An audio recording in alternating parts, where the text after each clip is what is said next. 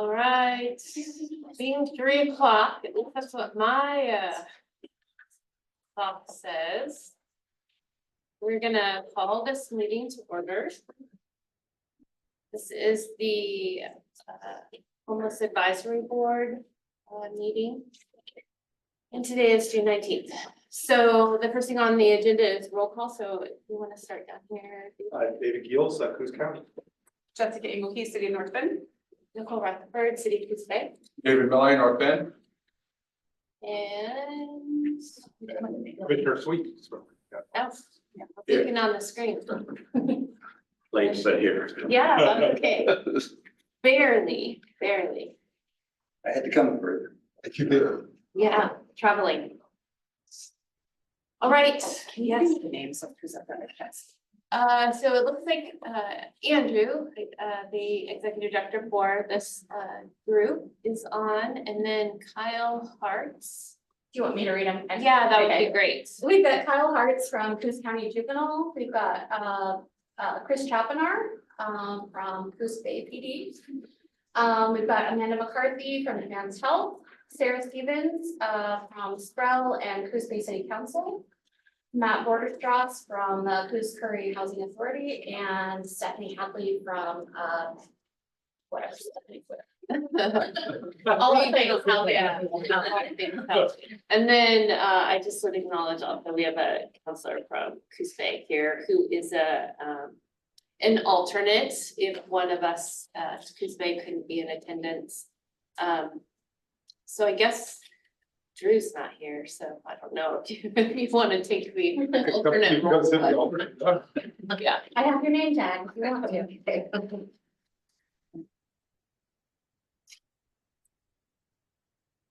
All right, well, while we're reseating, we can move to the next item on the agenda, which is the proposal for litter control initiative utilizing gift cards. I'm not sure. So, Madam Chair, originally, this was going to be proposed by North Bend Community Resource Officer Nick White. However, they scheduled interviews today for job candidates. Okay. So he's there. This is an initiative that he has had discussions with Officer Coleman over at Coos Bay. It's somewhat modeled after a program that was initially discussed by, back in the day, the director working with homeless and cleanup, that there are areas throughout both communities that need severe litter cleanup. They're actually basically created by homeless. And so I refer to it as these are folks that they want to work with and basically reward and engage. In our city, they would operate under our volunteer management program, which means that they actually would be covered by our workers' comp while they're cleaning up. If they are working on private property, they actually have to have a disclosure sign. And so the department would actually manage that. And so they want to collaboratively try this as a pilot where I guess they would be rewarding them with gift cards and going into some of the areas that we're getting a lot of the complaints on litter control. And working with the homeless to clean it up. And so they have come forth and asked for $10,000 for that pilot. It would be a direct sort of reimbursement, so it's not handing anyone $10,000. They, I'm assuming, would put in and purchase gift cards and have them reimbursed. But they have laid out some of their program details.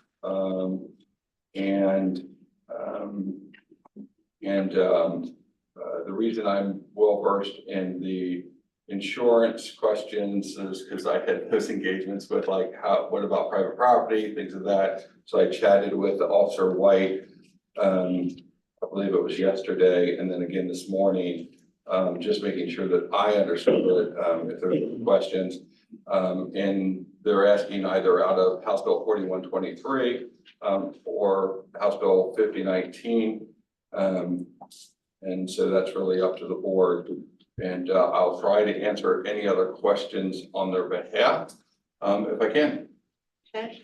So the first question I guess I would have is if under 4123, which the county kind of manages those funds, is this something that, and I know you guys are working through some challenging times right now, like, is there an individual in your group who would want to collaborate with this and maybe add this piece in the county areas? So what would, no.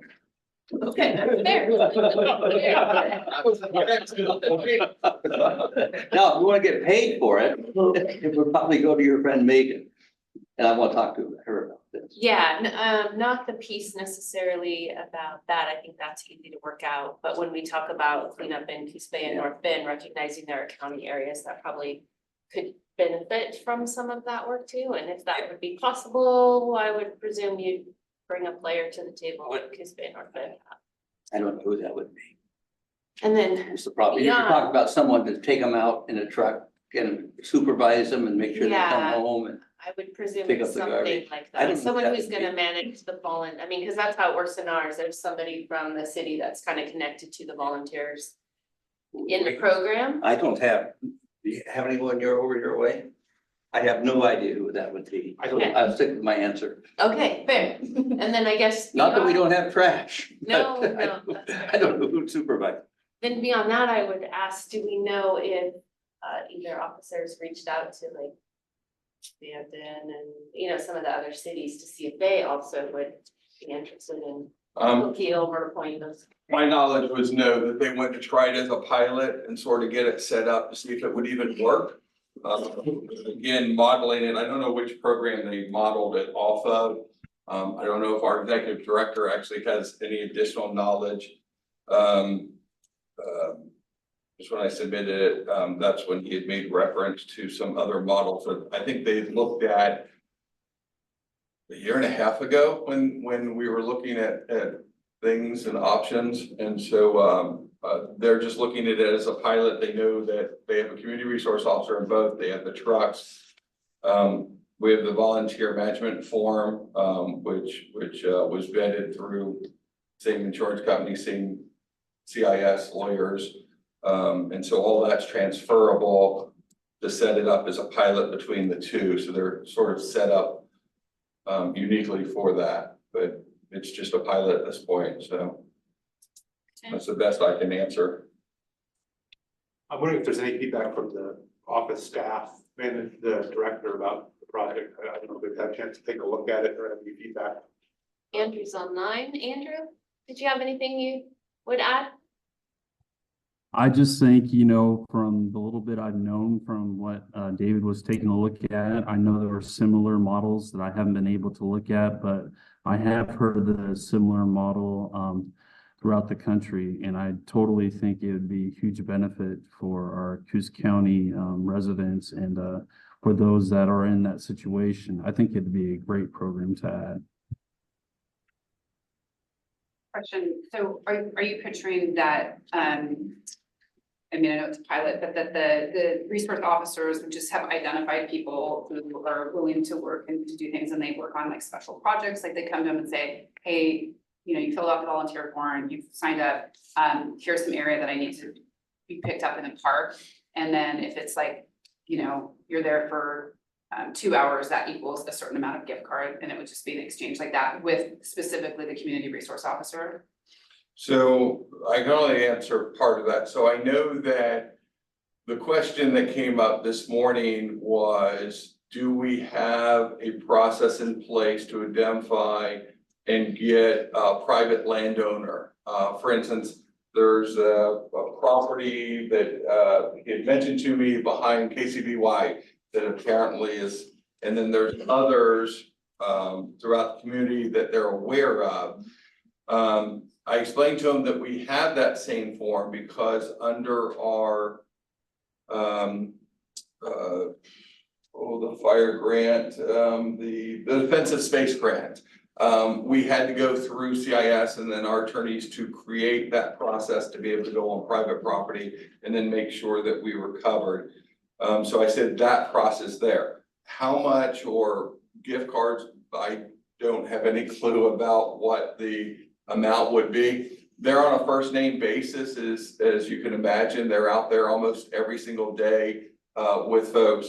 And so as I said, it's, you know, it's generally I call it the 5%. I don't know what percentage really is, you know, but we all get the complaints. And so we know that there was another model with correct me, Bit and Dugan, that was doing it for a while, but wasn't doing it through any identification. We didn't have special color bags, things like that, so that we could tie it to this. So we know that a similar program did work in the community.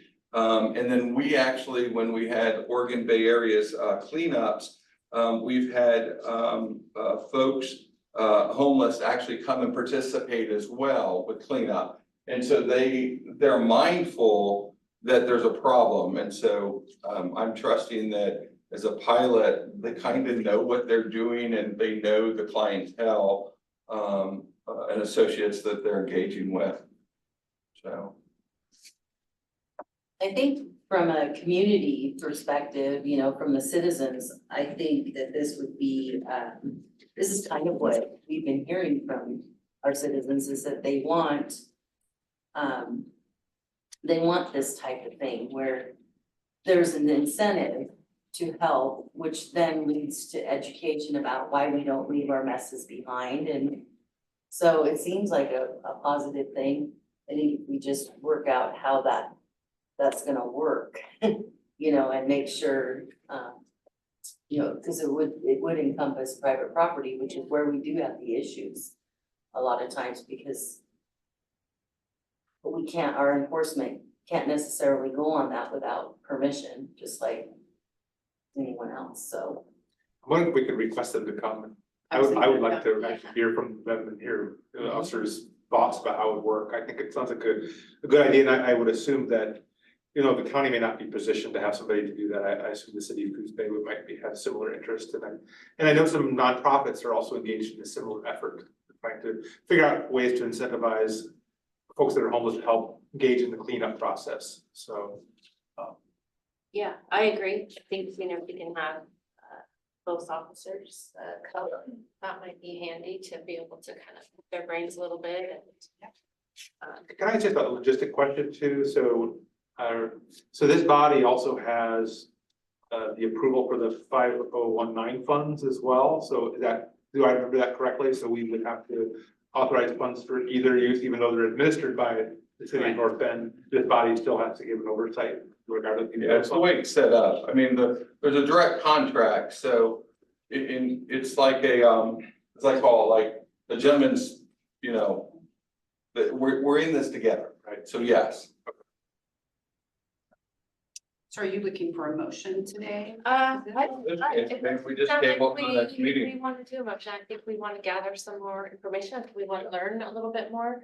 I would be interested in hearing from, you know, directed officers, how they kind of built this. Yeah, so. Yes. And then I suggest, because we do have a new application process, if this is gonna become a true project to go with the 5019 funding, that they go through the application process. Yeah, and I think, I know we've kind of targeted that application process for 5019, but kind of starting to get the mindset to apply that across all of our, because we're gonna end up with 3 buckets here pretty dang soon, and it'd be great if we had some commonalities, so. Well, and there's a lot of grading that could happen between those funds as well. Great, I like that idea, so.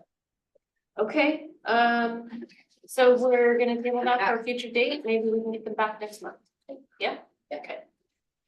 And I might just add, so long as it's, I mean, our officers are pretty taxed as it is. As long as it's not adding more work for them to do that form, since they put a lot of effort into what we have here in our packet. Yeah, and I think that's a piece, you know, that our office is trying to do is is be that capacity piece for some of the And maybe organizations and the requests, yeah. All Hey, this right, is to let you know I made it in. okay, thank you, Drew. So that brings us to item number 3, which is project updates, and the first in that group is AYA Scott Cooper. With your permission, could I let David go first, the Salvation Army? Yes, we absolutely can. So that brings us to Major Kaufman, if you'd like to share an update on the project there at Salvation Army. Absolutely. Good afternoon, everyone. It's a privilege to be with you today. I just came back from California. We did 17 young people and was that another 15 adults with us down to the Congress. It was fantastic. Thank you to everyone. I noticed some names on the wall that participated as well. People sent us money and gifts, and we thank you so much. It really went a long way. I'll share with you a little story about a young man. He lives up here in Empire. Him and his brother, one's 7, one's 9. The 9-year-old, he came with us to California. He got sick on Thursday. I'm sorry, I just lost track. It was Sunday night. He gets sick. Monday morning, we're going to Disneyland. He gets sick and he's so scared. He's not going to Disneyland. So he goes to bed early, 7 o'clock. He's sleeping it off. He wakes up the next day. He's still not eating. We're pumping him. We're with his mother's permission, of course. And he gets there. He's having a great day. He decides that he's going to buy some food for dinner. He's finally ready to eat something. So he buys $27 worth of hamburgers, French fries. He's got this big appetite set up. He finds out he's still kind of sick. He takes 3 bites out of everything. Sharing that with you to remind us all that the opportunities come for some people, just different ways. This young man's opportunity was that he got to spend $27 on a dinner, getting 3 bites of. It was such an honor to watch him do that. And I was like, I wanted to help him, but I knew he was sick. Anyway, there's so many people that we get to touch, Salvation Army is to touch. The opportunity for Hope Village here in Coos Bay, something along the same lines. I was hearing stories all weekend of magnificent things happening in Los Angeles and San Francisco and Las Vegas, big places. And then, I'm waiting for the day I get to brag about Coos Bay, Hope Village. They did take 3rd place, by the way. They took 3rd place. But anyway, I can't wait for the day when I brag about Hope Village, what we're doing with our community and our partnerships and all things going on. Salvation Army has big programs going on in workforce development, and I was wanting to share with you what Scott's doing over there at AYA school that I got to go tour and see all the work going on. There's so many things going on. I want to brag about this place. It's like Camelot to me because I've been in nothing but big cities previous to this, and it's been a slug out every way. And community support has been a tough go, and people rallying around each other has been a tough go. Not this community. Everyone loves each other, cares for each other, surrounds each other. When we have a need, we all work together to fix it. I'm very proud to be a part of this community. Camelot though doesn't last forever, so me being a Salvation Army officer, I know one day they're going to make me go somewhere else. But I love this place, and I want you to know that. Hope Village. We're currently working with architects Crow and Clay to start the design processes. We had an environmental engineer come out last week, and we walked the property, and turns out that there's nothing we don't already know. We understand, being on the coastal community here, that there is water and it's going to flow across our land, but there's nothing underneath it that's going to impede our construction work. And the guy said this, even if there was, we can put in a little bit more padding to support the property. So it was very encouraging. He talked to Miss Amy over at the city. I think they solved it together, and that's going to go forward. The other challenges we're working through are finance. Thank you, Homeless Response Office, for securing funding last fall. We received that. It's in the bank. It's ready to put nails in wood and build buildings. So that's ready to go. We're working out the funding with Well Indian Housing Authority and OHCS. It's kind of a mixed bag of things, but we're getting through it, and we should hope to have that solved quickly. The slow side isn't CHA, that's the nickname I call it, CHA or OHCS, it's Salvation Army. We have lawyers down in California, we send everything to them, and it takes them a minute to process it. So that's where the slowdown is. We're also working on, sorry, just have brain fart. Fire extinguisher. Yes, we have to put in a new water line, it turns out, a new water line for a hydrant, but that we'll work out later on. I think that might make it so we don't have to put in a hammerhead for fire trucks to turn around. So that's good news, because that was gonna be expensive and take a lot of construction funds. The other challenges we're facing have to do with internal controls like timelines. The Salvation Army sees things happening one way because that's their experience. I keep sharing with them. For instance, the initial land use permit, I walked into the city, I asked for it, they said, do this, put it on this. I even have an example of what I would use to submit it. It's right here, graph paper. They say, we get these all the time. Sometimes they're on napkins. And I said, that's how it works in Coos Bay. Salvation Army said, no, we want architectural drawings, we want to put it in front of this, we want approvals, we want stamps, we want signatures, we want all that stuff. That's what I'm working through on that village. Oh, yes, that's next. We also have HR working on getting the job descriptions done. The next piece, Aaron mentioned posting, that's another thing I have to do. That's the law. I have to post them for 7 days and then I have to go through, the process. Then the next one is, Program committee together. yes. We want to put together our own program committee down here. Of course, they'll have one in Portland. We want to do it with our partners here and members of the community to help us design. There's some really great organizations doing great work here. We want to partner with each one. Consolidated Tribes, Andrew took me over and I met with folks over there. They're doing a fantastic job with housing. We want to work with them. That's the update as far as I can tell you today. Any questions though? I did bring a few business cards, and any questions, I don't mind sharing my information with you. You can call me anytime. I try to pick up my phone as quick as I can. Can you remind me how many units you think you're gonna fit in there? We're putting in 8 transitional family micro ready housing units. And out of the 8, are they all 3 or more? The capacity is like, is it, the average would be like four people? Yeah. Okay. So they'll fit from 3 to 8. That's what Yeah. They're 400 square feet of the loft, so that they have almost 2 bedrooms, a living room and a kitchen and a bath. So up to 8, you could have a family with 4 children. Okay. Nice. Can I ask us, so there are bathrooms in there, there are kitchens in there? So when you say transitional, is that because of the time frame considerations, which what does that look like time frame wise? What are you thinking? Ours is a housing readiness, so we're doing 24 months. I define 3 months to 24 months, Okay. case by case. I just asked that because, we have the shelter numbers and then we have the rehousing numbers and trying to figure out how to balance those out. In my mind, I'm like, would that work for rehousing? But I think there's a lease requirement if that's probably. Right. Kind Kind of the differentiation, yeah. Yeah, this will accomplish our shelter. Right. But it still leaves out the 32. Rehousing. Thank you. Thank you so much. So much, great work. All right. Natural lead to me about the 32 needing to be your house. That is. Okay, and I always like presenting information rather than just saying it. Facts are facts. So for months I've been telling this board that AYA has been doing the job. What you're looking at in front of you is HMIS. That is the governmental federal program that tracks those 32 that you're talking about. That was as of 12 o'clock today.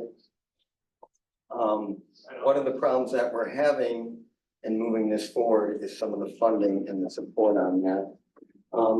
As you know, we've also had conversations at this meeting. Me and David had a very long meeting regarding how your money can be spent. I also have in front of you the breadth and the width that this grant has on it. I spent last week with the state people. And so Great conversation. when you get a second, can you explain to me that I'm not sure what I'm looking at with the Excel form? So as you know, two of the counties or two of the sponsors in the state have already had the money taken back from them. It is our wish not to have $1.9 million given back to the state. With the precedents that two of them have already had them taken it back. We are now, as of today, I believe, 1/8 behind schedule. David, are you tracking this? No, I'm not. Yes, we're That's behind okay. schedule on reporting for the first quarter. Yes, and as I've been saying for multiple meetings, which I'm kind of sick of coming to meetings, I got work to do. We have your numbers. We have been doing this work. So this sheet here those are individuals that you're already working with. I just wanted They're to. not just individuals that we're working with, they're in the state system and the HMIF system. Okay, I'm not clear what this form is. So Yeah, this is it's hard because there's not headers. I know, there's nothing. The Yeah. bottom line is, the state already has the numbers that you need. They're in the system. Right now, you are not behind. We are more than willing to do what we need to do because we're a great community. These We all are, work together. so these are individuals that you're already entering some data in terms of the It expected. is in there, yeah. So these are things that are already in the system that you're providing, that are showing up for data, that would count for the rehousing numbers that we have. We made it separate. We have 5 different things in HMS. I think not everybody is aware. This month, I believe AYA houses more people than the Nancy Douglas Center. And we're able to do that quietly on the side because we just are gritty people that keep doing what needs to be done. And aren't always looking to have our hats rang or something. We're just doing the work. And I've been saying that we are doing the work, we just want a contract for service. The first month when I presented to my board, by the way, my board is here at David's request. He wanted to make sure that we were aware of what we were doing, so we have the contract and are ready to sign. We had moved forward with the understanding that everybody at this table could work together and continue to move forward. According to my bookkeeping right now, we're about $89,484.15 into this. No, not all this has been verified by them, and I can tell you there's a few things that AYA is gonna have to pick up on their own dimes. Although, I think we could probably squeeze that out, because hazard pay is on there. And I promised David I was not gonna put in hazard pay. But there's other things. Me and David had a long conversation regarding the ability to put people in housing. And I don't believe you need to put them on the floor and tell them to drink out of the faucet. I think that we need to make sure they have beds. Right now I have an order for $16,303 to get more beds. We just had 24 beds delivered last week. We have been just moving forward. And I think at this point, I am personally frustrated, and I would like to take off my jacket and not represent AYA with my frustration because my board is very professional. So those are the numbers. That's what you need. That will do exactly what you need to do. I have done what I told you we've done. Can we have a contract? Or let me take off my jacket now for a minute, so I'm speaking from my point of view. Can I ask a question in relation to this list? When you were here before. Yep. Dates are lost for me at this point, but we were talking 5, right? At that point, but you knew there were some in the The mix. first time we were 5 behind. It's 5 per quarter. The next time we were 5 behind. In another 12 days, we're gonna be 5 more behind. That's probably gonna trigger them to say, it's time to take the money back. That is the main point. Everybody in this room knows that if we don't do good with this money, we're not gonna see the money for Banker School, we're not gonna see the money for Eastside. This is the little picture. The big picture is much better. I was embarrassed at state when the conversation came up about some things happening there and assured them, we're an incredible community that works together very strongly. We just had some hiccups going on. Because we do work together very well. And we are doing the work, and we are serving the people that we need to serve. We're getting it done. A little battle maybe between me and David is not worth throwing everything away. I mean, you should really just send us in the back room and let's finish this out. Because spending all this time in a political way is a waste of everybody's time. Let's get the work done. So where are we at with, I know that the last, was it maybe 2 meetings ago, we had to ask, it went to the North Bend City Council because they are the judiciary agent. The council then voted for the pass-through funds. And then there's some work that that North Bend as the agent needs to make sure is done. And so I believe that Mr. Cooper and our finance director and you have met. What are the pieces that are missing so far for the transaction to be complete? So the council approved the contract a week ago Tuesday. The next day, I assembled and signed the contract, conveyed an electronic copy to Scott and Finance. Finance then sent out a request for Scott to meet with Scott and his board president and vice president, and said that when they meet with him, they'll execute the contract and then start processing the reimbursements. Jeff told me at close of business when he left yesterday, he has not heard back from Mr. Cooper on that request. And so that's the last hurdle. So calling people liars is not a good political thing to do. But what is correct is I have no copy of. Are you saying that I called somebody a liar? No, that was me. I was talking about myself. I didn't say that about you. I was keeping myself in check for a moment. I have no signed copy from you. What I do have is my signed copy from you and an email to prove it. So I have sent my signed copy to you. What I would like to have you explain to everybody were the 2 other obstructions that you put in the way before this moved forward. Scott, we're not gonna play games here, so that everybody knows. Madam Mayor, there was a draft document that came back from legal. Legal asked for a review of that document with the insurance company. The same insurance company that insures the city also insures AYA. Because that, Scott was sent a working draft, which still had the notes from legal, and that he committed those before the final contract was done. Signed it, sent it over. That was before it ever got to the council. As you know, governing bodies have to approve a contract. And so once the contract was signed, which is full 60 pages with the attachments, that occurred a week ago Tuesday. So I'm not gonna sit here and go into a song and dance and allow someone not to be so unprofessional. The facts are the facts.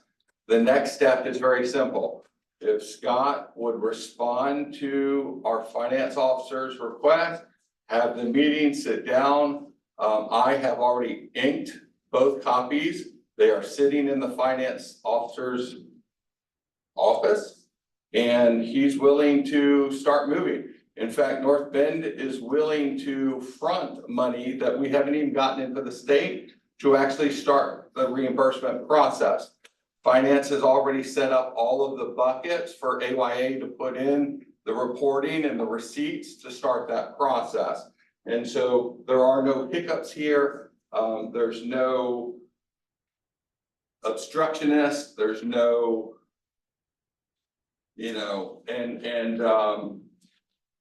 as you know, Madam Mayor, I'm in training next week. Our finance director will be acting city administrator, so I suspect Monday's work session, you ask them directly about the conversations and the communications, and then that way we're not in a huge said, she said. I believe in AYA. North Bend has gone to bat to help get the money. And so, like I said, all this other minutia doesn't matter. What matters is when can we get money out? And it's very simple. Scott and his president and vice president simply need to meet with our finance director, and Scott hasn't responded to set up that meeting. It's that simple. Thank you. So the holdup's on their side, not ours. May I pontificate? I don't think that's. I don't know if we, I guess. Look to the chair. May I refer to money in particular? There was an extra $1 million thrown on that was needed to be insured. We fulfilled that through our insurance person. We got the city signed off on it. That did take a couple days. That was an increase of $8,000. Thankfully, as you can see on there, it can be charged back to the grant. So that one's not a problem, or I don't think it should become a problem. And then the next one was about getting the board together to come to his office. I have two emails, one in which it asked me when my meeting was. I said Thursday. The second one saying I can't make it at those times, and this was Jeff, not David. But saying that I could go to his office Thursdays at the exact same time. So that was a little confusing to me, and I have those emails, so, but my board, I think the uncomfortableness was something that I heard in the community, and this is he said, she said, I hate on this, was referring to AYA as a similar to Operation Revoco and questioning whether the director was going off on the wheels and the board didn't know what was going on. So as you can see, my housing and my board are all here today to make sure that it is all open and in the clear. And I'd like to apologize to David if he feels I'm insulting him. 2.5 hours in a meeting, I felt insulted myself as I spoke back and said I was feeling that way. The question is now, if I have to put in money month after month and have more problems month after month, can I bill for my time because I have way too much time in this right now? According to that, I can. I would like to suggest and have now also rolled up to the state level an email that was sent out to all of you. And I sat down with them and told them I believe it would be beneficial for our community, for Coos Bay, to house the fiscal manager of this particular grant. And so no rumors. on behalf of North Bend, I'd be glad to do that. I think it would stop the whole process and delay, but I'll gladly leave this meeting and put in that request. If Coos Bay wants to accept fiduciary responsibility, I'll ask the state immediately to draft up those contracts. Because I think North Bend feels the same way. And I think that if my council actually has a conversation with the finance director, which I would encourage the board to attend the meeting on 4:30 on Monday, I think that there will be a lot of clarity because we're not going to play games with he said, she said, innuendos, character assassinations. The facts are the facts. The timing is the timing, and no one has gotten in the way of stymieing any efforts here. And so again, I always say the truth will set you free, but the facts and even the timing of all of the emails that are all date stamped will clarify all that. And I think that our finance director will be glad to clarify that for our council. So with that said, let me just hear from you and your governing body. And if North Bend will gladly do that. We have no qualms. We have internally discussed, if there was a possibility that the state would be looking at us as a group, having some challenge getting funds out, if that was something at the time, we were not ready. Down a finance person, transitional in the city manager's office. And so that was the best choice, was to pick North Bend. So I think staffing wise, we're in a better place. It has been shared with our council that could be a possibility. We do have support to do that, so. Excellent. Well, there's no issue on our part. We'll send that this afternoon. So there's no need to execute any contracts. There won't be any money transferring hands. And then we'll ask the state to start their process and do new contracts. So. Can I make a comment and a little question? I mean, we do this work and not to get personal or feels personal. It's not really, should not be personal. It's about the duty we're trying to do here. So, and obviously, as the county, I don't have position one way or the other, but is it worth delaying the process? Because That was my question. essentially that's what we're looking at, is because of a potential dispute. I mean, I guess I would ask AYA and board to consider if there is a contract in front of you that is ready to be signed and you haven't done the work to do it. And the will of this body has been all along to approve AYA to get funding, not only for the work that they've done, but the future work. I mean, that was made two motions. One was to fund retro and the other was to develop a plan to move forward. So that has been this board's intentions really from the start. We value what AYA has done and we want to support it and we need to support it. That's what this funding is available. So it seems to me that in all areas, there's there's a match. Now, I don't know why it's gotten lost. Apparently it has. But if there's a contract that is ready to be signed, that would then enable you to get funding, it would seem to me that would be in your best interest rather than a delay, which could be a month or longer, knowing the state and how those things have to happen. Month minimum, probably. I don't know about your process. I would, if it was a county, I'd say, well, let's see, a month till we get it, a month till our attorney looks at it, a month till gets it.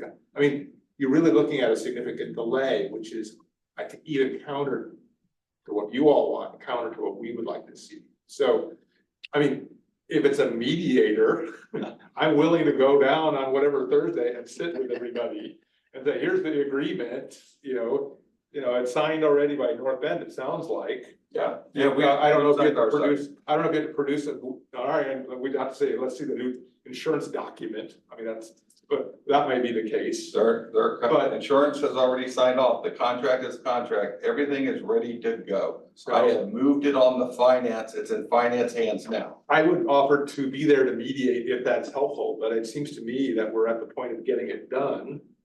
As opposed to kicking the can down the road 3 months, which is not serving, I don't think, anybody. So So. This is Drew.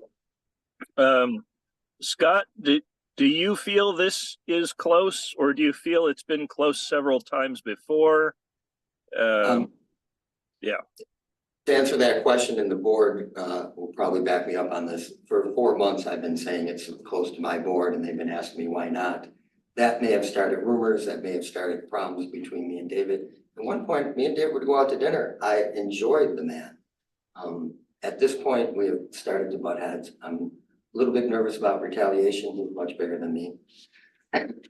well, So even if it takes an extra month of delay, do you think it would make your board feel better if it changed hands? My board's in the room. Well, and before we, I guess, answer that question, my concern in all of this is the first, well, I guess, second, Devereaux Center, Coos Bay moved a second project to come forward, and what kind of,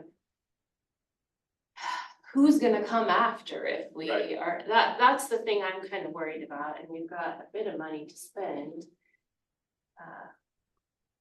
What kind of process are we creating for next time so that this isn't, it doesn't end in this, that's, yeah, this can't be our track record, yeah. honestly, if we're gonna be effective, right? I mean, I will suggest that there are other community partners, as you know, I may sit on 1 or 2 other boards that have expressed concerns with working through a process as I've seen it work.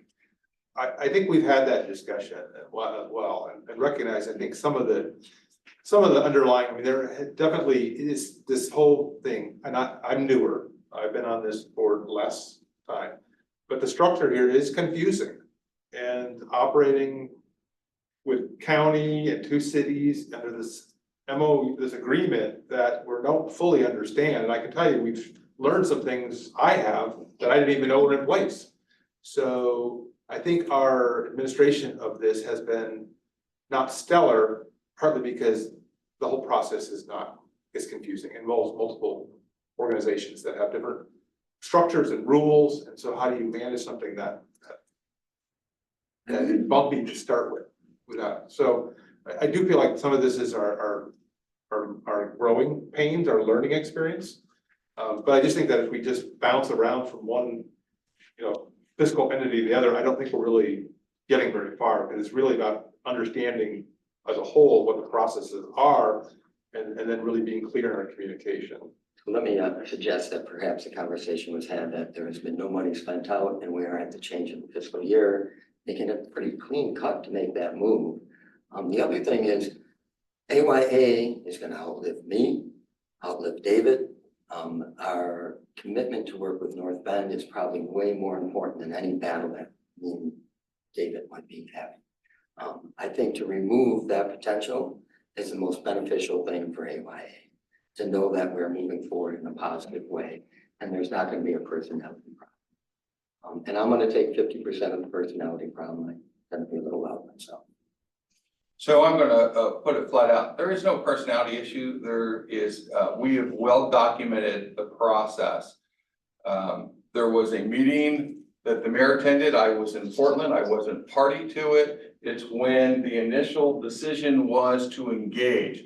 Yes, you have come to previous meetings and it said it had to get to this body. It got to this body. I was not at that meeting. And unfortunately, as David said, the structure, we're working on that because North Bend did not, and bless the mayor who's on that, it didn't get communicated to me that there was a vote and it was moving forward. At the point that I got that communication, and again, I was traveling, we got into gear. Most folks don't understand with government, we got a draft contract. That contract goes through the city attorney. The city attorney, when you were in our office, we were still waiting for a review to come back. And I got on the phone that day and said, I need that by close of business. He got it. We got it back then over to, he asked then at that point that it go through an insurance review. That's typical.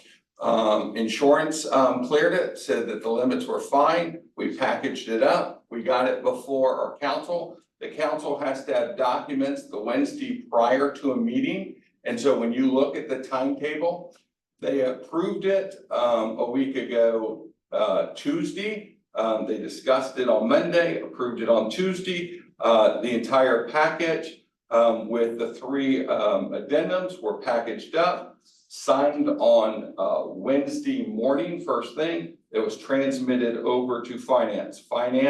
Originally finance wanted, and so this is where there may be communication or things lost in translation. The finance director actually wanted to go out to your board meeting and present and have it signed at your board. You said that your board allows you to sign $1.9 million contract. My board doesn't. I'm a CEO of a city. Your structure must be different. And so he's a CPA. And so, and is well versed in nonprofits. And so he said, fine. And he was traveling, he left yesterday. So today is, what day is today? Thursday. Wednesday. Today's Wednesday. Yeah, he left last night. So he's gone Wednesday, Thursday, Friday. So he's not in town. He's gone.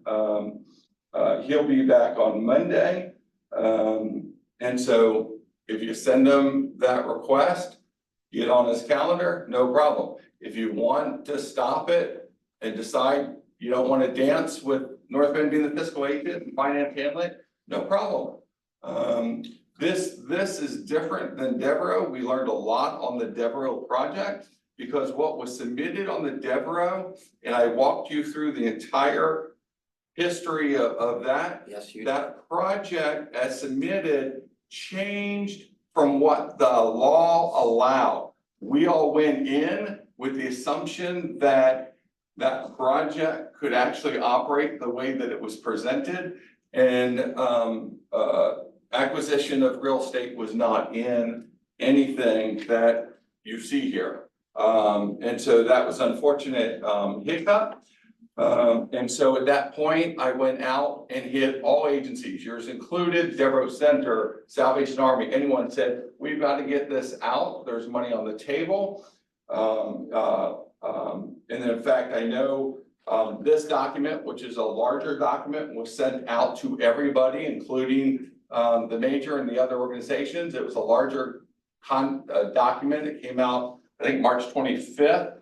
And so we mass blasted out and said, this tells you, in fact, every time Major Kaufman's called me, I said, look at this document. It walks you through what is eligible to be spent and not spent. But again, through that process, in response to that ask, you showed up to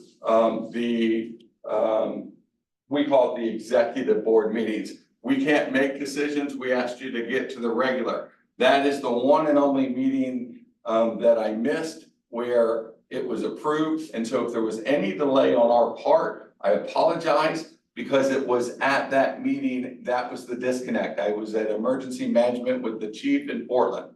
And so that would be the only delay that we had in the whole process. Madam Chair, if I could touch base on that too. And I would like that- to touch base as soon as you're done. Okay, touching I was base. just gonna say, in that May meeting, I remember we were trying to figure out that awkward motion of like, are we just saying, here, how do we we kind of were fumbling with like, I think we ended up with two different motions.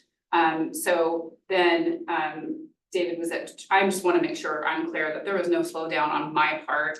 As a board member or whatever, a committee member here, I would assume that this office then, and you were there at the meeting, would connect. So I feel like that wasn't necessarily David's fault and it wasn't my fault, and I don't think it matters if it's anybody's fault. But there was no slowdown on my part or the city of North Bend, the council, when it came to us to authorize the pass-through of the funds. Everybody's been totally on board. North Bend 100% supports this project and wants it to happen. We just want to make sure we're doing our due diligence. That's all that this is. So, you know, I want to make sure that it's clear that we support this. We just need to make sure that we follow the proper steps. I'm very clear that North Bend supports it. I look forward to working in the future for many years to come with North Bend. Questions I have that I've asked directly to David in his office over a 2.5-hour meeting regarding if he already read those papers regarding not able to give $1.5 million to the Devereaux Center. Why did we have public meetings? And that's another can of worms we don't want to go down. I think what I would like to say, we have a path forward that seems to be okay with David to move the funds to North Bend. It's very, AYA would be very happy. Sorry, City of Coos Bay, not North Bend. The fiscal agent moving to the City of Coos Bay would be what I would prefer, and we can go forward. I will do my work. And then this is done. At this point, the fiscal year has ended. My cash flow crunch is done. We can move forward. I can accept another 30 days. It's been 4.5 months already. What's another 30 days? This is Drew. I don't mean to step in front of John, but I'm thinking we may have beat the interpersonal debate to death. I think listening to what our community's partner board is interested in might be a good idea at this point. I know we've had from different groups voices of concern around interaction, and it might just be simpler if we let the horse die and move along with this. That's it. Thank you. Commissioner Sleet, did you have? I think my suggestions already been made, but one would think after we've been through the county this week that I was better at working with dissent than controversy. I'm not. But from what I've heard, and I'm sorry that it's happened, and no one's fault. It's a new project, new procedures need to be put in place. We weren't familiar with them. I think it would be much better if AYA doesn't need their money real quickly. If they do, continue to let North Bend serve as the fiscal agent until that payment is made. So that gets done quickly. But in the meantime, start the process of transferring, getting the permission from the state and all that that's required. If Coos Bay is willing to take this on, make that transfer and make that transfer as seamless as possible. So continue with North Bend until current fiscal requirements are met. And then in the meantime, work to transfer that responsibility to the City of Coos Bay if you're willing to do that. And then go forward in that way. And I think that's kind of what we've been saying here. So. I would say, I think as our official advisory board, the funds are 5019. We agreed to an authorization. That's probably as much as the board can speak to.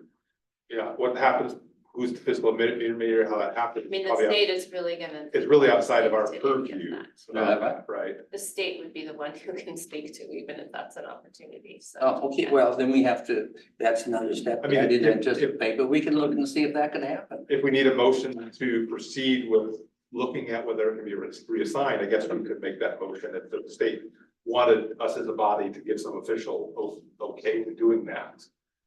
Then I think maybe that would be an appropriate step, but obviously, yeah, the state has to weigh in on that. And obviously, the City of Coos Bay would have to agree to that, and the City of North Bend would have to agree to that as well, so.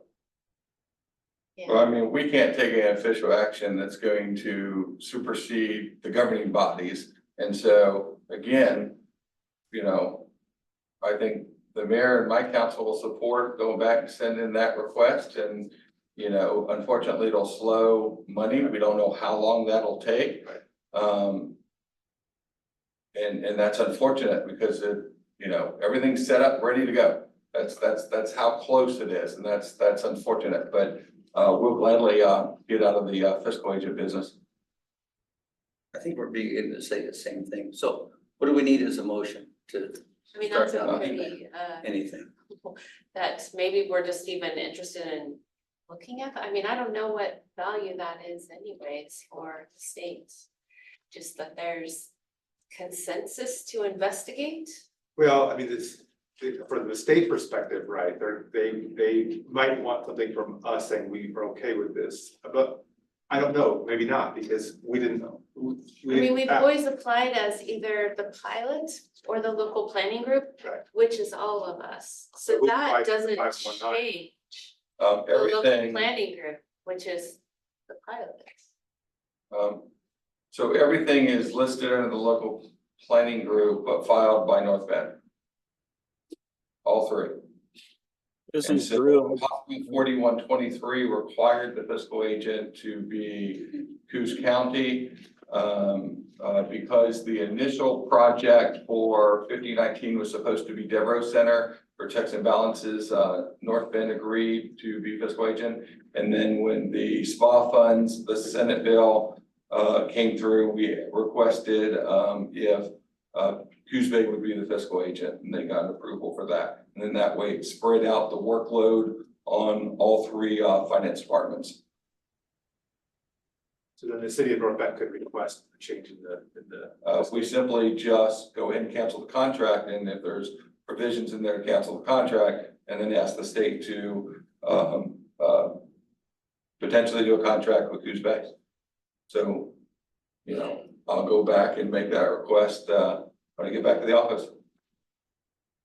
I would I'm be pretty confident reluctant my to council have will a be fine contract with it. canceled before we know the steps of getting another contract That would be in my place. concern as That's well. the seamless transition I want to see us make. I don't want anything canceled until we know there's something that we're ready to implement in its place. I would second that. That's not an option. Motion, I guess. second, so. It's not really, it's really North Bend's governing body, it's their contract. But like I said, it's, you know, we'll go investigate the transfer, and if that's what AYA wants, that we're fine with that. So it's really this body that dictates who's, you know, eligible for those, and so you've authorized AYA, we have a sub-agreement ready to go with them. So we have two contracts, one that is half signed, the other that's fully executed by the governing body. Yes. I don't know if it looks like the full board from AYA is here. I mean, if you guys hear this discussion, I don't know if, you know, if you guys want to. You want to introduce your board? My board is independent, I cannot. I would love to, I haven't met them before, so I don't know if it's. I call them the mind trust, they really are. If you think AY is anything, it's only because of my board, they've been with me for years. They're a great board. I'm Alice Carlson, I'm the board chair.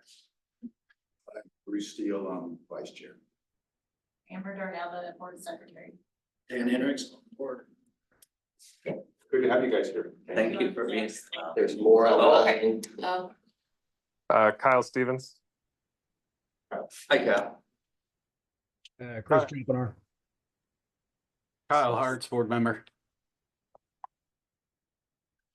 And the rest of the credit needs to go to the other people in the house, my housing department, which has been taxed with finding 32 places for people that have no credit to live and figure out how they're gonna live on floor with no bedding or. And they've done a great job. They really have.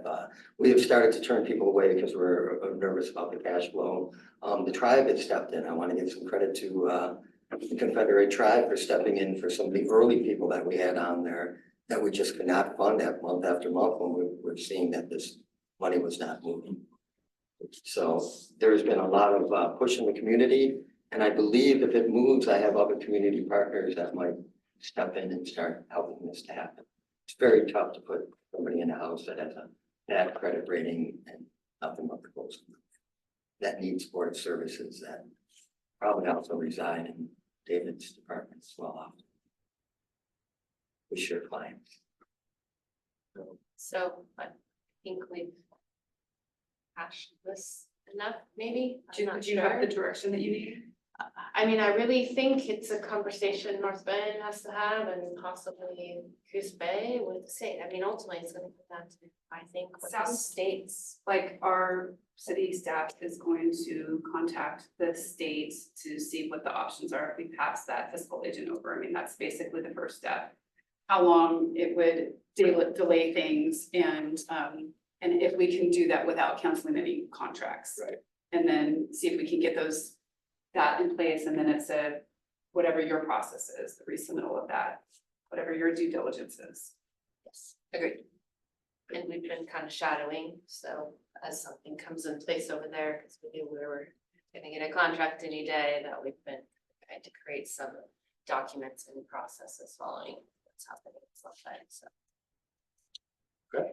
Okay, so we are really pushing our 1 hour meeting, but and the next item number 4 is future of the County Homeless Response Office. So we recently, the board was notified that our executive director was going to be moving on, and so having the opportunity to kind of look at how this office operates and staffing, and at our executive board meeting, we kind of talked about maybe pulling together some information so that this board would know the projects that were kind of sitting in the wings that the team had been working on, what daily kind of tasks were involved, so that we could make maybe not a decision today, but be thinking about where we want this to go in the future. So not sure if you guys have pulled together any information that might aid in that decision, probably like, it's not today, but in the future, I don't know, let's see where this board is at, but. So yes, we put together some information about things that we have done in the past and are still working on. We've been partnering with AYA on the project that was the big part of the discussion today. Originally, when I first started, we were most heavily involved in the pig count. And so almost all of our time went into that process. And then a lot of Ashley's work had to do with creating documentation, including agendas, director's reports in support of the director, the application process that we mentioned that's on the website, including NOFAs for funding that's available, and created all of our communication assets. We have recently submitted budget templates for both Youth Emergency Housing Association and OHCS for the next biennium. We are planning and coordinating a poverty simulation, which was then canceled or postponed for now. We were part of the Deborah Center move that was also discussed earlier this meeting. We're also working with some Colby Village projects at the moment. We've been researching best practices about houselessness and sheltering. Getting educated on grant guidelines, eligible expenses and reporting requirements, and attending lots of local government meetings. At some of those meetings, we have proposed shelter projects modeled after Safe Spot communities in Eugene. We worked with the Confidence and Hope Village project a little bit. We've done quite a few community collaboration meetings. We've been participating on the housing action team, a little bit with our director's been attending the livability committee for Coos Bay. Coming up shortly, I'll be presenting at the Ministerial Association of Bandon. We've been doing community event supports like the Homeless Memorial and the Housing Summit. We've been working on a coordinated entry system with David Muelig with HMIS, and also researching software solutions for those community partners that are not using HMIS for information.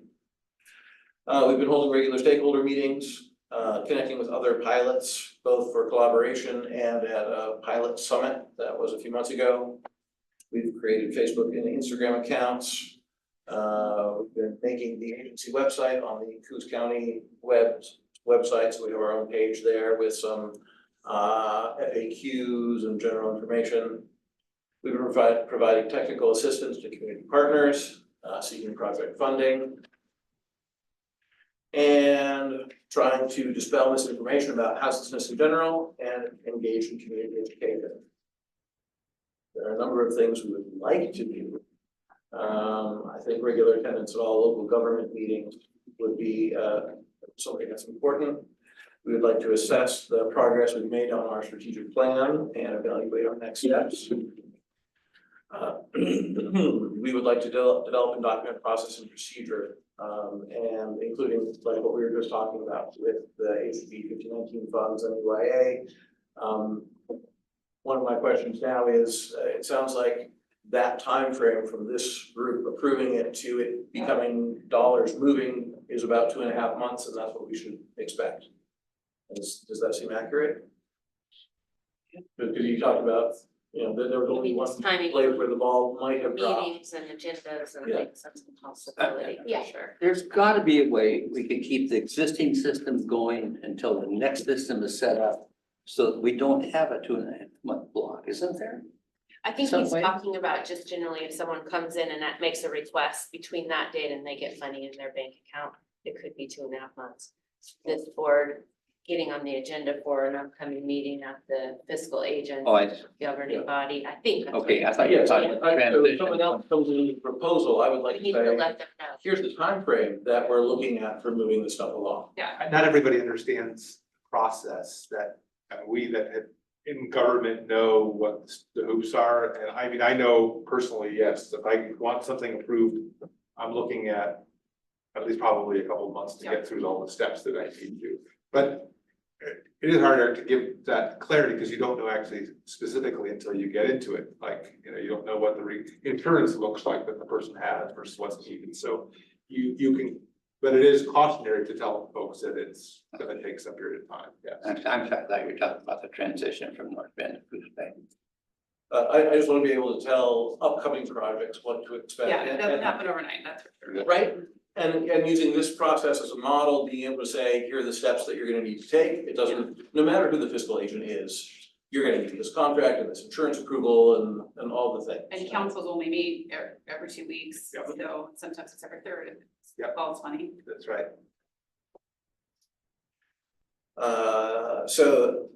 Process and procedure, I'd actually like to do a process and procedure development for this whole office. And just document communication pathways and set up a structure for pretty much how everything is supposed to function and ensure that there aren't communication loopholes and that sort of thing. I would like to create an independent website with metrics and a dashboard, available grants list, and keep everything this office is doing completely transparent. And so I would like it public facing and out there. Both of us would like to do a peer support training. One of the issues that have come up recently is that our body is not protected under a privacy agreement like HIPAA. And we work with lots of organizations and community partners that are. And so we need to find a way to get under that umbrella. We mentioned that at the executive meeting the other day. We'd like to look into emergency planning for the unhoused. And so in the case of tsunami and sea level rise, how are we going to support the safety of our unhoused residents?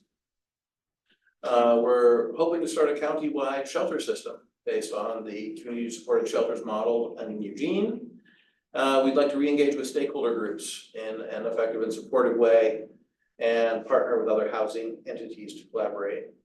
Another thing, work with the Re-Institute. If you guys remember, they did a presentation a couple months ago. We have accepted their offer and we're waiting for a couple other other regions to join so that we can do it as one cohort.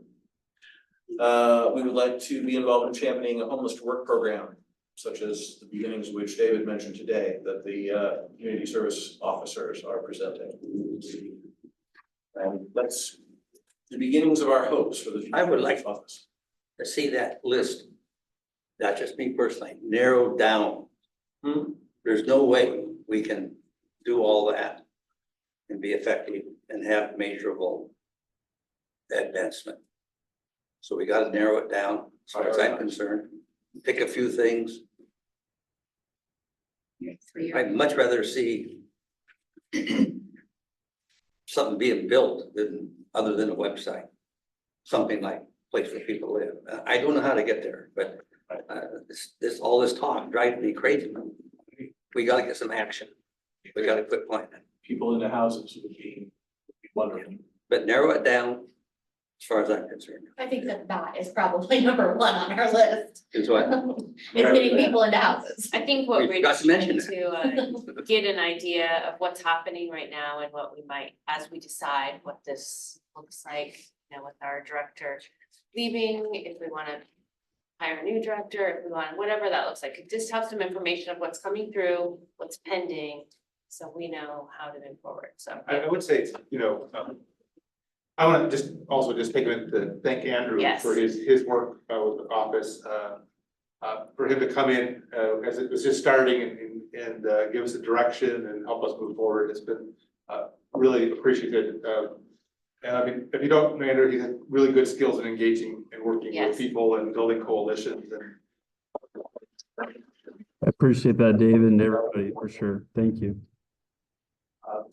And I think what we also recognize, and I just speak for myself, is that I think the challenges of the offices are a little bit different than they were initially. Some of the things that need to happen, that the priorities are different than the initial point was just getting the word out and getting coalitions built in communities. The work, as you can tell, is more administrative in nature. I mean, I think the discussion we have here and some of the gaps points out that the administrative part is where we really need to focus in on. And so I think the question for me and for us, I think is so now what? So, you know, what do we need a director with a different focus, so that we can really highlight or what we need in the future now and then moving forward? What do we need and what does that look like and what does that job description look like? How do we attract that individual or that? I think we also met with the team last week. Nicole and I did most of it, and David came in too later, just to kind of hear from them, because I think I heard that they feel a little out on an island. And so I think the other discussion we had a little bit is, you know, do we look at trying to hire a director who can help us organize the office, or do we try to find a home that has a support base, I mean, in it? And I think there was some discussion about sort of the pros and cons of each approach, so. Madam Chair. Yes. So I would suggest, and I'm not sure if we start with the executive team or this group, but it's probably time to revisit the strategic plan. And because you're absolutely right, like we're in a different place now than when this group first initially started meeting. And then we hired somebody to put together that strategic plan. And now I'm also being mindful of the time frame, right? So we had 2 years on being funded by the pilot, right? And then, but this office then, our commitment was to be set up for 5 years. So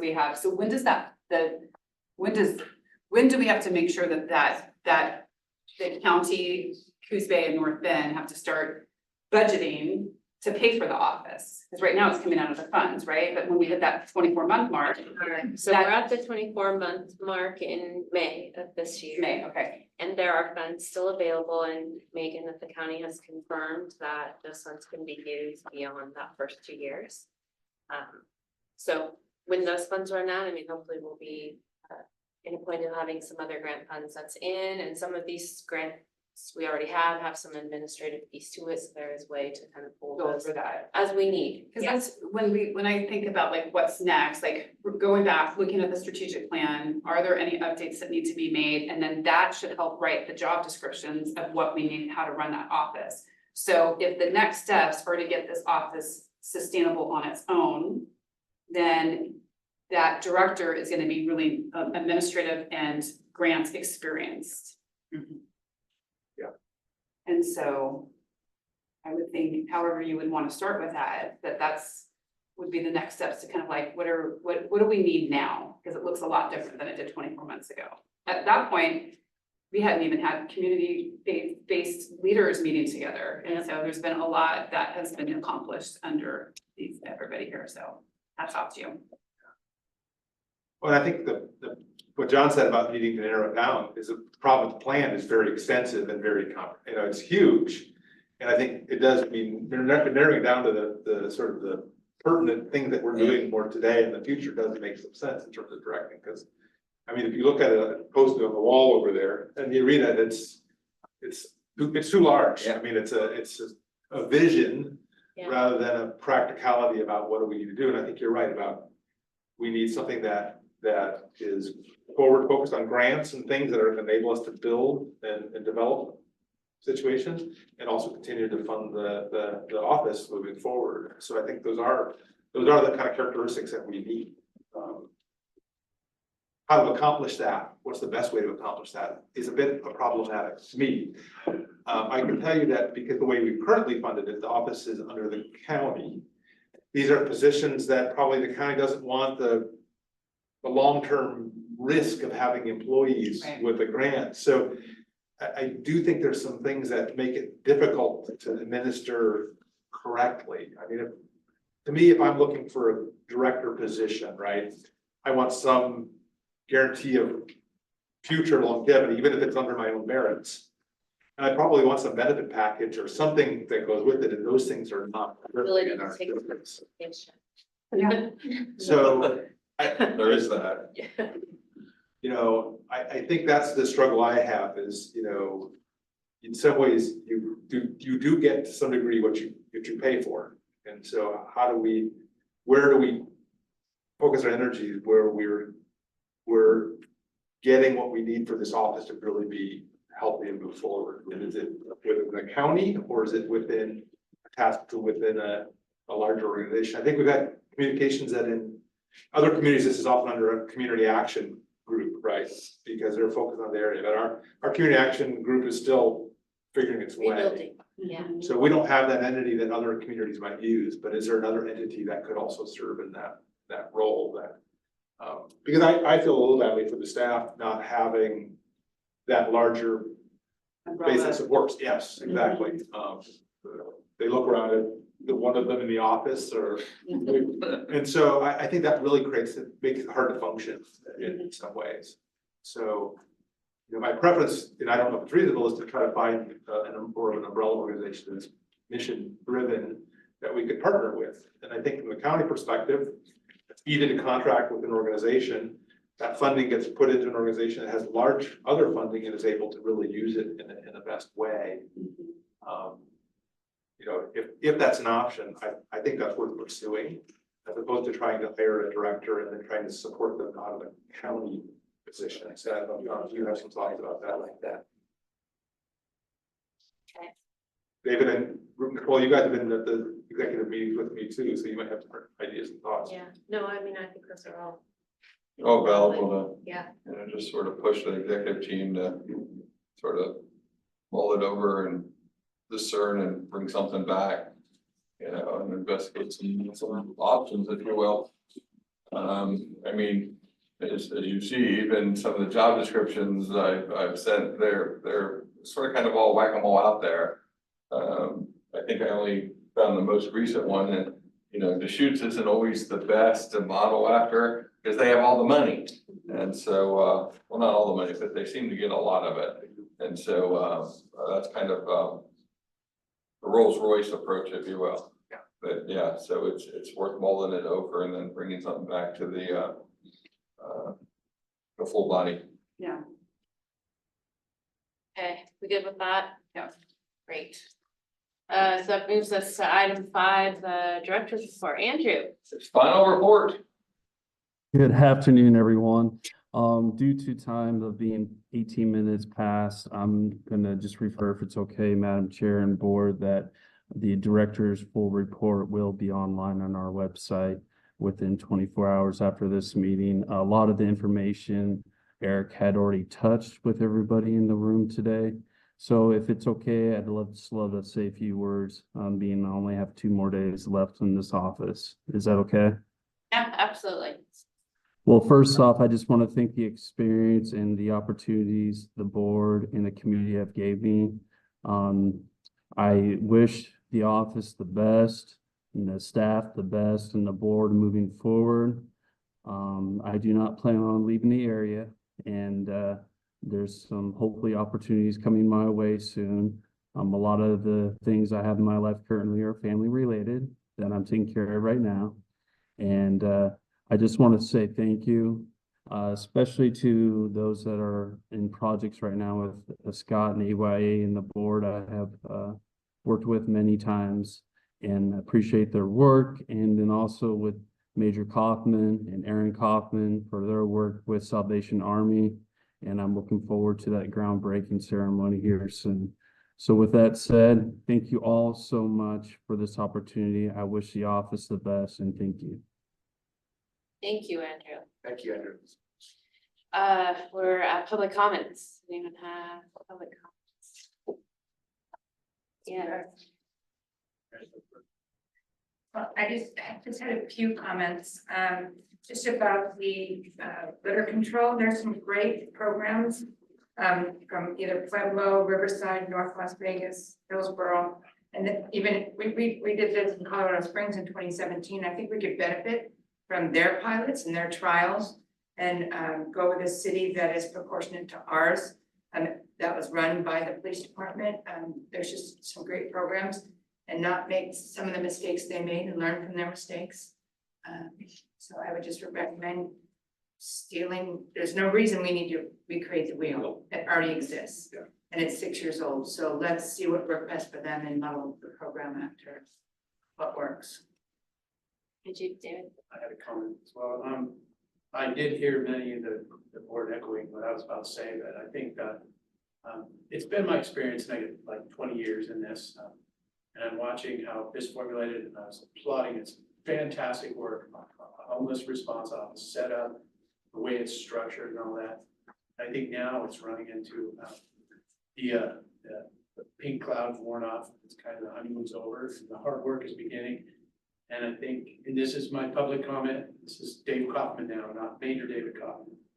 But I think, and you're onto it, but I think there's some procedural things that could fall into place that would help maybe keep things on track. Eric kind of mentioned it. We need a communications line, a line of communications up, a line of communications down. What I'm referencing is I work for a housing authority, and they have the structure because you have 13,000 people that live under the housing authority's rules, and they have a monthly meeting, and it would be complete chaos if there wasn't a structure for the communications to come up and the communications come down. In regard to a director's report, it needs to fall under a director. They're working with agencies to kind of subvert some of the stuff that could happen in a public meeting. I gotta share, it was very uncomfortable, and I'm not used to that. So anyway, but it's part of my love of Camelot. This is how we do it here, and I don't have any problem with it, so don't get me wrong. It's lovely. I would share though that it would kind of help maybe, you know, at the end of the day, we love each other, we care about each other, and we want what's best for each other. And I think it would help protect that, so we're looking out for each other, and that's just my comment. Thank you. Thank you. So yesterday we cleaned up from Charleston to Sunset. It's the adopt highway that AYA does. Today, I think we're on Newmark. We've partnered with the city of Coos Bay. Last year, I think it was 200 bags of garbage. And the school district, actually, we did a project with them on a 40-foot container, partnering with OBAB. So this is part of the things that we do, but it's not us. I want to give more credit to OBAB. OBAB is the #1 person in this area. And as we partner more and more with them, I know on ours, if a kid happens to get community service, it's a good way to put them over there.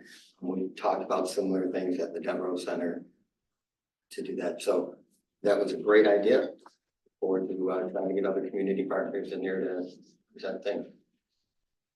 And I'm gonna ask our community resource officer to reach out to you, see if they can refine their presentation for trying to come next month. I'd be happy to work alongside them. Thank you. All right, no other public comments, then we'll look to board comments. David, do you? I think I made enough comments. Thank you. Yeah. And I have to. Okay. Well, I've always got room for one more comment. Come on. I do want to say thank you to Andrew Brainerd for his service. He did a lot of that work in the beginning about getting the stakeholders at the table. And I'll never forget, I'd asked another nonprofit organization in the space if they had ever had, all the faith-based leaders together. Because to me, I knew there were people doing good work in the community, but it was very fragmented. And I was just so shocked that that had never happened before. And so there was some volunteers that helped make phone calls to different people, and then Andrew came in and we got everybody together. And I feel like it was the beginning of something, what I think will really make a mark, and we're gonna be able to look back that everybody here is making a dent on trying to make people's lives better. And so I'm excited to know that, Andrew, you were a part of that in the very beginning. So thank you. Thank you, Madam Mayor. I don't know that I could say that any better. Definitely kudos to you, Andrew. You definitely were encouraging for people to get to the table. So that is what we needed. We needed to know what the community wanted and what would they, get behind. So yeah, appreciate all your work. I'm excited to see what's next for you. So I hope I met you through this. So I hope we are able to stay connected. It's a small community, and so. And I Thank certainly you. want to express my gratitude to you as well, Andrew. You opened a lot of doors, brought a lot of people to the community. He's just everywhere. And so I remember when we were having some of our initial conversations about who would be our director, and I remember some of the conversations about we need someone who's not bashful of knocking on doors and interacting with folks. And so we've gone soup to nuts through all of that, and it's gotten us here. And so certainly, thank you, Andrew, for all of the sweat, tears, and equity that you've put into this organization. So it's paid huge dividends, and will continue to do so. Thank you. And I just want to echo pretty much what everybody said, but also just my little spin on it. I do want to thank Andrew, and I have known him for a very long time outside of this capacity. And just want to say that your heart and love for this community showed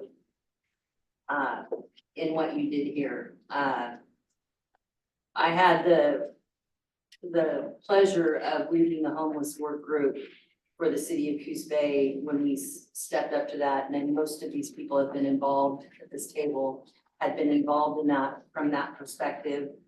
We knew that what was happening in the city limits of Coos Bay, whatever we did there needed to involve the surrounding communities, because this wasn't just an issue that we have. And I remember actually panicking, realizing that I was appointed as co-chair of that committee. I literally, when I get on a committee, I want something to happen. I don't want to just meet to have a meeting. And I thought, this is a massive undertaking. And the pain I saw today voiced at this meeting is because it is a very big animal, and we're all doing what we can do. Andrew in his capacity, Scott in his capacity, all of the people in this room are doing what they can to take that bite out of the elephant. And that's really how I settled myself down. I said, it is the size, it's massive, and we can only do it one thing at a time. And by putting this group together and having the capacity to take this to the next level, I think we're gonna make a bigger impact. And so I appreciate all that you've done, Andrew, and I appreciate all the work that's happening in this room that we don't know about, and all of the people who are sitting here today. Thank you, Stephanie. All right, with that, the meeting will adjourn. Thank you for your attendance.